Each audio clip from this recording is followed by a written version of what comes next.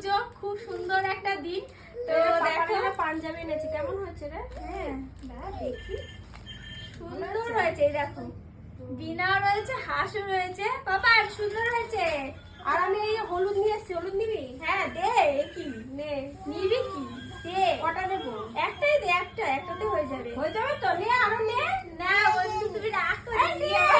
দেখছো? আর কটা নে? না না সব নিয়ে যাবো কিন্তু। না সব কেন নিবি? কেন নে? আরেকটা নিলে বড় নে। বেশ দাও নেবে।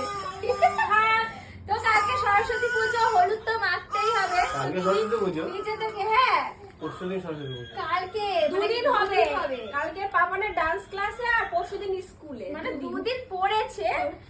2 তারিখ থেকে শুরু হয়েছে আর 3 তারিখ 9টার সময় শেষ হয়ে যাবে। মানে সরস্বতী পুজোর তো একটাই থাকে, টাইম থাকে। তো যাই হোক কালকে হলো গিয়ে এই যে হলুদ মাখবো, তার জন্য দিদি একটা হলুদ দিয়ে গেলো, এটাই নেবো। এটাতে তোমাদের দাদা ভাইয়েরও হয়ে যাবে, আমারও হয়ে যাবে।